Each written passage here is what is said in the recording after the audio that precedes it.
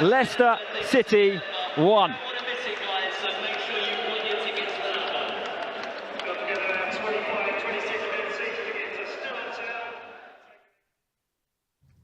There we go.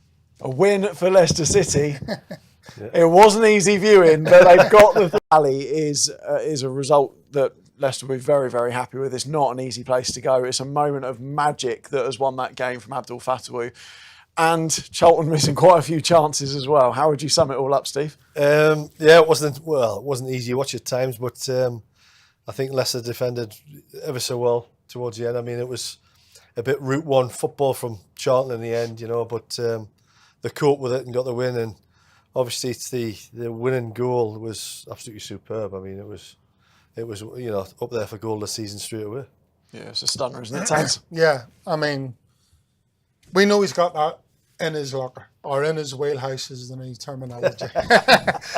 But the kids, yeah, his execution of the shot is just absolutely top class.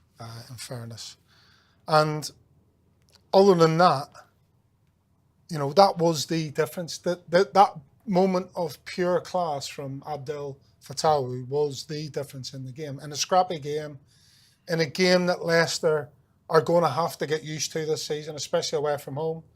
That's going to be the ploy. We've seen it last week at Preston. We've seen it today with Charlton, and you're going to see that a lot more often this season, especially away from home. And hopefully that will give them a platform, one, to get used to how the opposition are going to play against you, and two, to show the resilience defensively that they showed today is something that they have to think about moving forward and go, okay, this isn't going to be pretty.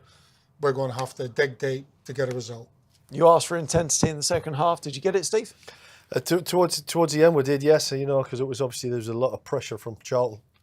And like I said, they defended well. But, I mean, that's one of the, like you said there, it's one of the places where it's not your place to go, especially after the current performances. And I think they've gone there and done a job. And I think that's what Leicester's got to do over this season. Might not be pretty, but come away with a point. Come away with a point. Come away with 3 points so don't get beat.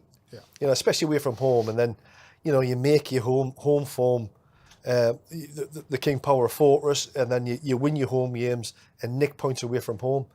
Not easy places to go, but you're coming away with 3 points, they'll be over the moon with that. Can we have a word for this guy, Jakub Stolacic, we just saw on screen? Some game from him, obviously, worldy save in the first half, and then second half, 2 free headers that he managed to keep out as well. Yeah, absolutely.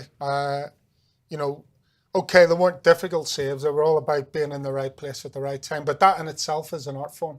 Understanding the angles, understanding where the middle of the goal is. And obviously, you put the 2 saves, especially in the second half, that world-class save he made. Not only that, he's a keeper.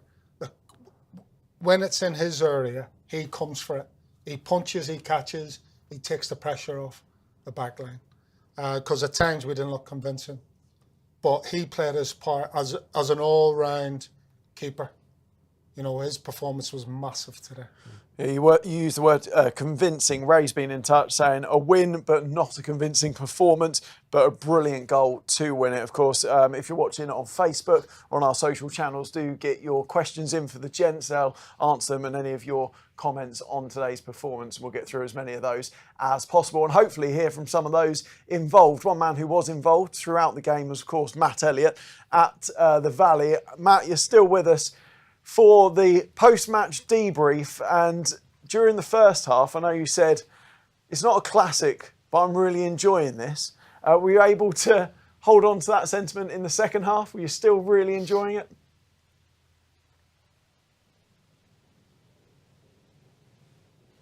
Don't think we've got any Matt Elliott at the moment, but we'll come back to Matt when we know it. Maybe he's left speechless by Fatawu's goal. It was an absolute stunner. Chance. Not with Matt, no way.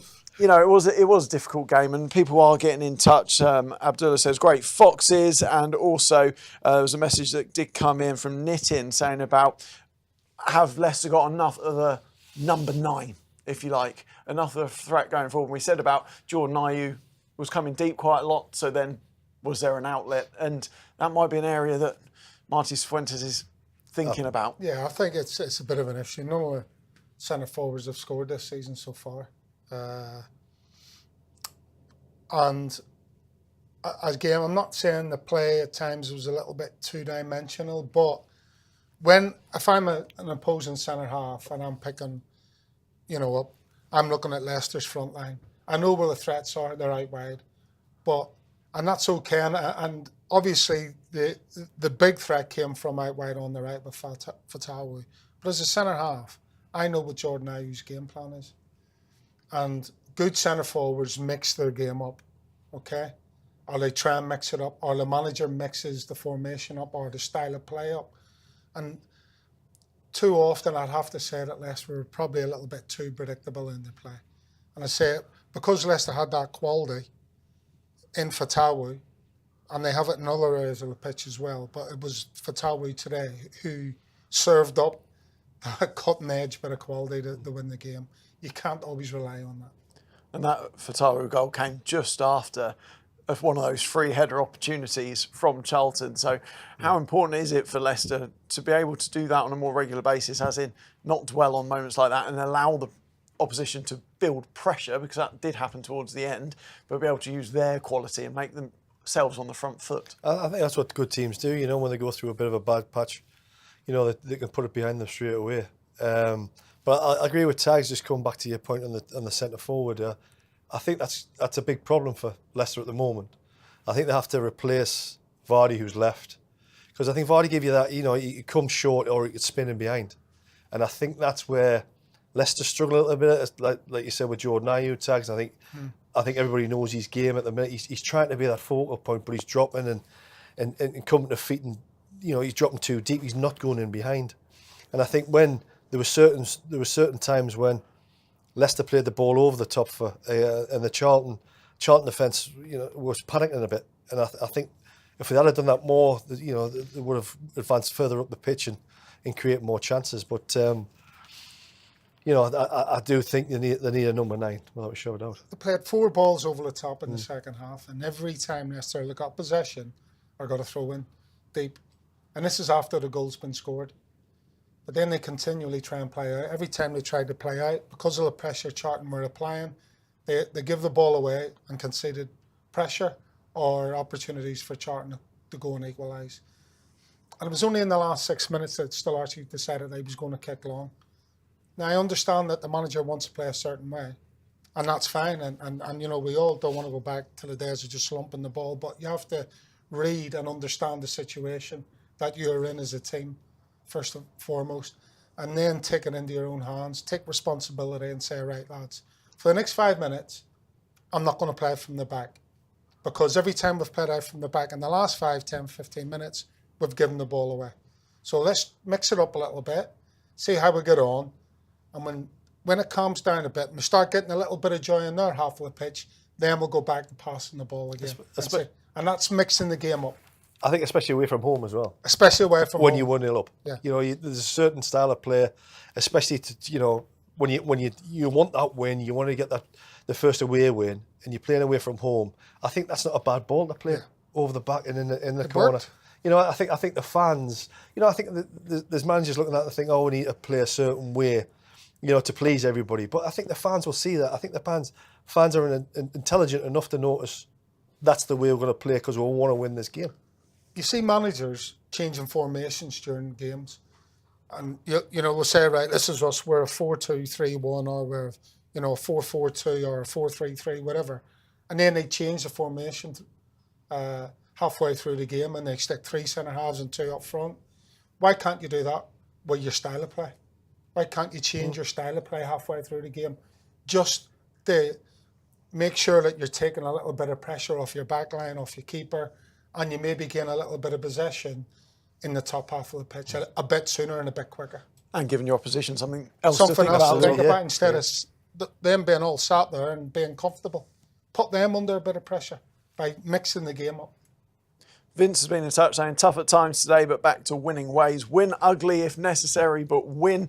Well done, Marty and the boys. Hopefully we'll hear from some of those involved very soon. Should we try and speak to Matt Elliott again? Let's see if we can get hold of him and get some words from him. Matt, are you with us from the Valley? No. He's cut himself off, apparently. He's never been brilliant with tech, as our Matt Elliott. We'll try and get some words from him very, very soon, because it is an interesting point. I know we've said it a few times. The fact he said it wasn't the easiest game to watch, but I was enjoying it. I think as a neutral football fan, watching that game, you're seeing a bit what the Championship's all about. Two teams really having to fight for absolutely everything. Well, it's a battle. The Championship's, it's getting harder and harder every season, and the Championship's always been about battling and fighting your way out and kicking your way out of this league. I mean, I played most of my career in this league, and I only got out of it once. So it was one of them where you have to fight. You have to fight for every ball, because it's going to be hard, and you have to come to places like Charlton and play, defend well, play ugly football, but get you 3 points, and that's what it's all about, really. Yeah, big win for Blackburn on the road today. They won 3-0 at Hull, and it finished 1-1 between Swansea and Watford in the Championship. In the Premier League, Tottenham were 2-0 winners at Manchester City in the lunchtime game. Of course, loads more games coming up this afternoon. One thing today that Charlton were clearly pinpointing was getting the ball into Leicester's box quickly from wide positions, and it was something that Leicester struggled with. Yeah, I mean, in the end, they dealt with it, but it's a ploy. It's a ploy. They see that Leicester aren't the most secure in dealing with set pieces or dead balls from wide areas. So why not in general play? Start swinging in crosses. You got, Miles Leeburn up there, very capable, very tall, very brave, very game centre forward, and so that's a ploy that they tried to utilise, was Leeburn in the air, as well as him holding the ball up and trying to bring other players into the game. So yeah, he was a handful. Why does that happen? Because when you look at Leicester's central defence, you look at Vestergaard, Fass when he comes on, Okoli, big lads who usually would say, don't put the ball in the air from wide because it's just going to get knocked away. Is it a communication thing? Why is it a confidence? I think it was obviously a game plan of Charlton's. They've identified the two centre-halves and thought, we'll stick as many balls into the box as we can. There's just, I suppose, the one criticism I've got of the Coley and Vestergaard is they're not aggressive enough. When the ball's put in, from the first, I mean, we used to do it back in the day. I mean, you can do it to a certain extent now, but obviously not to the extent what we did. The first 5 minutes, the ball's in the air, you stamp your authority on the centre forward. You give them one thing, well, if that's what you're going to play today, I'm up for the challenge, and you're going to have a hard time. Well, I feel as though Coley and Vestergaard don't do that. They want to be pretty defenders. And at times you just have to be ugly defenders and defend. And I think that's where it's obviously, Nathan Jones has seen that and thought, what, we might have a chance with Labour, like Tag says, to try and knock the two of them about. But that was obviously a game plan. In fairness to them, they showed that resilience. Yeah, there was one or two occasions where they didn't, but on the whole, fair play to the two centre-halves. They stood up and strong. Coley came in with a massive block there from that first-time shot from just inside the box. It's gone over the bar for a corner. So, you got to give them compliments when they're due. And today they stood up and were strong and big. Charlton did have the ball in the net, of course. And actually, when we were watching, quite a few of us said, not sure there's too much wrong with it. But you actually broke it down and saw why the ref gave that. I think the ball, they're like pumping balls to the back post. And a Coley, Vestergaard, Fast, they're all, marking zonally across the 6-yard box. And as the ball goes over Coley's head, I think it was a Coventry, his arms were around Coley's neck, his shoulders, and it was stopping him moving back towards the ball. And then Jones has obviously come up and headed it down and into the net. And it wasn't a pull, it wasn't a shove, it wasn't a push, but it just stopped Coley's momentum at trying to attack the ball and possibly putting Jones off. So it was the right decision in the end. Before the game, we spoke a lot about the young players playing for Leicester today. Louis Page giving his first start, Jeremy Monga first league start on a big stage at the Valley. How do you feel that they got on, Steve? I think at times Page struggled a little bit, but he still wanted the ball, which is great character for the lad. But I think like we said, I think before the game, it's not an easy place to go, not an easy place to make your debut somewhere like that, and a lot of pressure on the team needing the win. But I think they both handled it well. Obviously, Monga, he's he's a talent which I'm pretty sure he'll kick on and kick on and kick on. But obviously Page would be looking at that thinking, I can do the same here, and I think he did really well for his debut. I think there's loads more. Obviously, there's loads more, and we shouldn't really be too critical of those two because Steve's already mentioned it. You know, this is a massive learning experience playing in the Championship, but you know, you're going to go to different grounds with different atmospheres, and you know, with teams that have different ways or slightly different ways of playing the game, and you just have to. The only way you can get used to that is by experiencing it. And some days it'll come off, and you know, you'll have a man of the match performance, and you'll score a goal like Munga did last week at Preston. And other days you think, well, it just didn't quite happen for me every time I got the ball. But he'll learn from that. He'll soak all that experience up. So will Page and go, right, I'm ready for the next challenge. Bring it on. And someone at the other end of the experience spectrum, Ricardo, coming back into the action, of course, been working his way back from injury. I know, Jerry, you were particularly pleased to see him come on and just add that assurance, and the word is experience, isn't it? Yeah, I think me and every other Leicester City fan on the planet basically seeing a class act like Ricardo coming back on. Unfortunately, just gets hampered with these injuries. And touch wood, you know what, he's seen the back of them now, and he can have a really good run in the team because, you know, he starts every week for me. Yeah. Because we all know with football, especially this time of year, most managers probably September the 1st is when they're like, let's get that date out the way. How good will it be for Martí Cifuentes come 1st of September to go, right, this is my group, this is what I'm working with, and I can really implement my strategy from here? I think I mentioned it before, but I think Cifuentes will be happy when the transfer window shuts. You know, he'll have his squad there because there's a lot of noise going around at the moment with Leicester, and I think that'll just calm everybody down. And especially with players like Ricardo coming on, you've got him back, which, you know, the experience and the play he has, what he gives the team is, you know, is brilliant. He's a lovely fella as well. But I just think Cifuentes will be happy when it shuts. He can get his squad together and say, right, this is the squad I've got, this is the way I'm going to play, and this is what we're going to do. Yeah, I think they're all experienced, these managers now, at what happens at this time of the year, especially in the last week of August. You know, there's a lot of to and fro, and there's a lot of deals being made and deals being broken, and, you know, especially in this last week.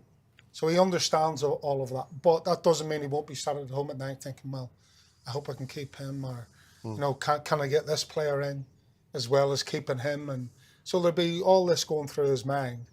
So in that respect, then you're right in saying that.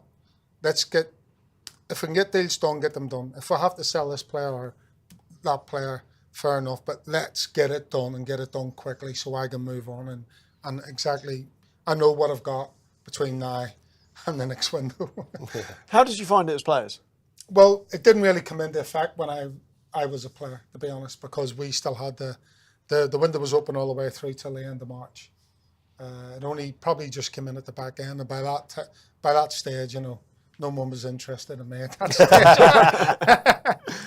Not even the manager I was playing for. But yeah, but I can imagine it's a bit of in one respect, it makes it more exciting because of all the media hype surrounding it, and the what ifs and the maybes, and, oh, is this happening, is that happening?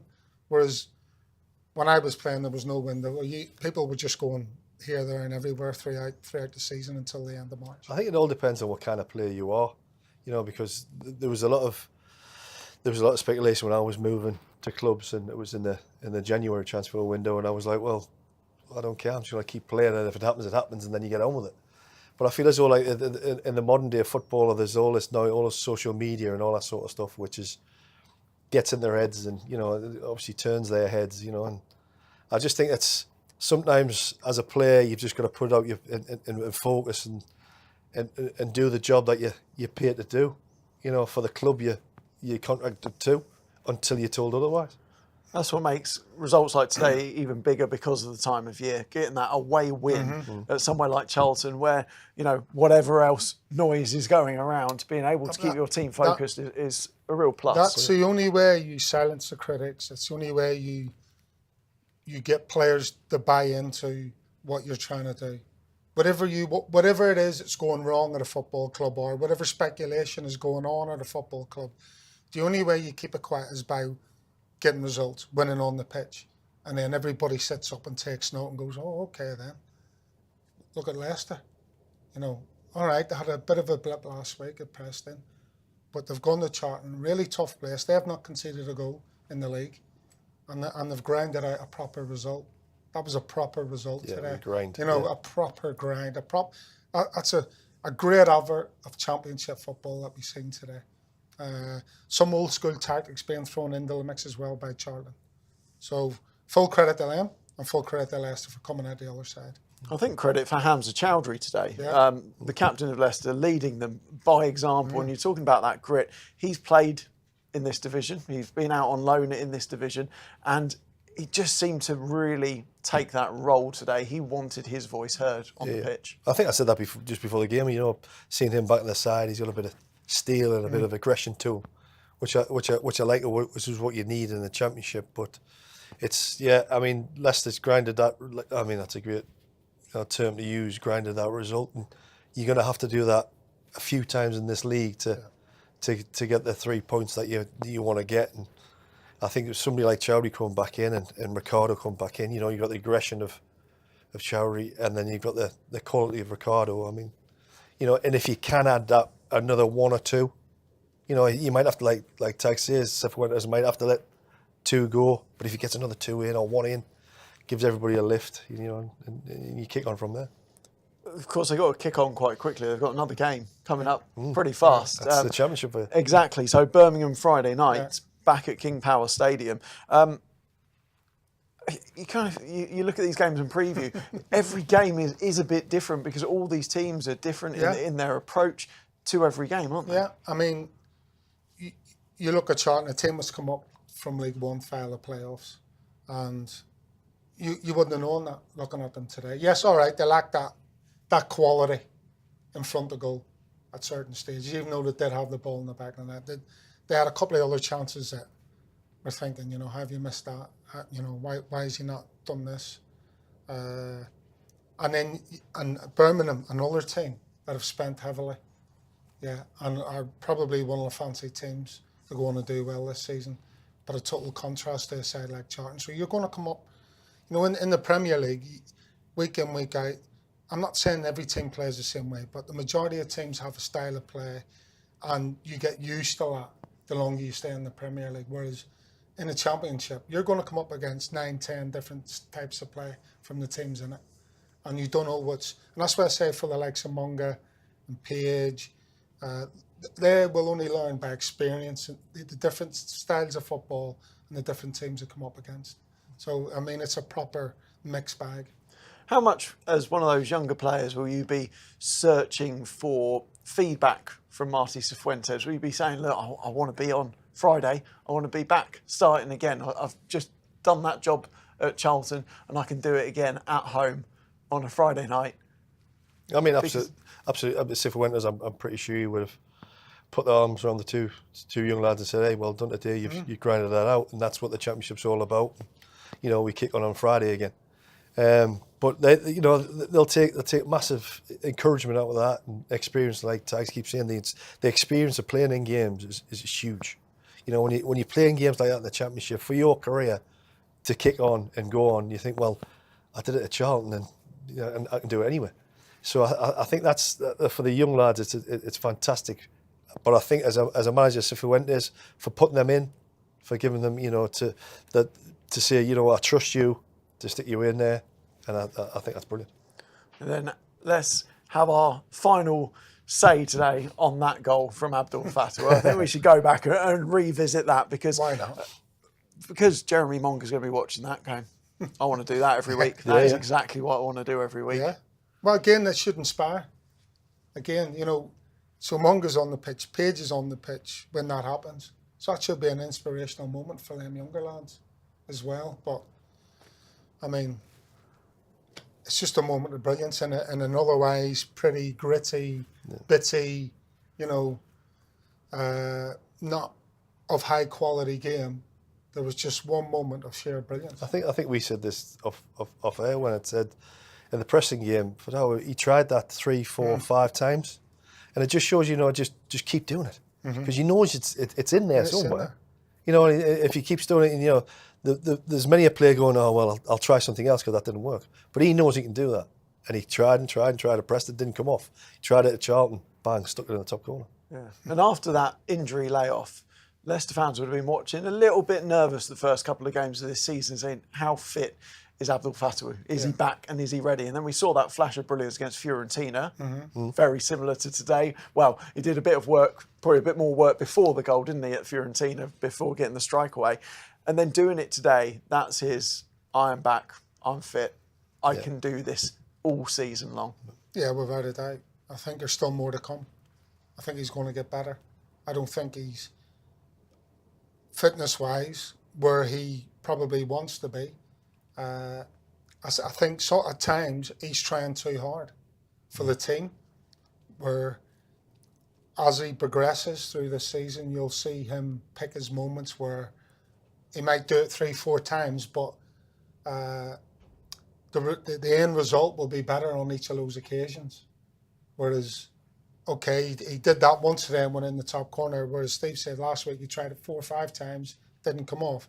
So his end result, in my opinion, will improve as he gains that his match fitness back. And you see he limped off, I think, towards the end. I don't know if that was a bit of cramp. Hopefully it was, or something like that there. He was out on his feet, let's put it that way. So you'll see him improve as the season goes on. He certainly had a big smile when he left the pitch, so I'm hoping that it's nothing more sinister. Of course, you'll be able to catch up with that goal and probably watch it from every single angle, because I know the team are already working on getting those highlights for you on the Leicester City socials, and of course you have all the post-match interviews as well at lcfc.com and on the socials. But final thoughts, Birmingham up next. What's the message from Martí Cifuentes taking today's positives into that game, despite it being such a tough battle today? Yeah, I think, again, they've built themselves a little bit of momentum, a little bit of confidence going into that game. They're one of the fancy teams. They've got to show that on Friday night. This is a big clash on Friday night. So go out and show that you're up to this clash, up against one of the other fancy teams in the league. Yeah, it's going to be a tough game because, like Teg says, they are one of the favourites. They've spent a few quid, but they've got to come back. You've got to make your place your fortress, and get the crowd behind you, get the momentum going, and get a winning streak. That's what you need to get the momentum and get used to winning, and that's what you need in the championship. Well, gents, thank you so much for your time. Thank you for watching. If you're coming to King Power Stadium on Friday, make sure you visit the fan zone ahead of the game. You'll be able to have some pre-match entertainment. If you're watching from afar, check out lcfc.com, hit Fox's Hub. You'll be able to get your international season pass if you're an international viewer, or your match day pass to watch the game as well. But as for today, Leicester got the job done. And you can relax and enjoy your weekend. Enjoy your bank holiday weekend, and we'll see you next time here on Matchday Live.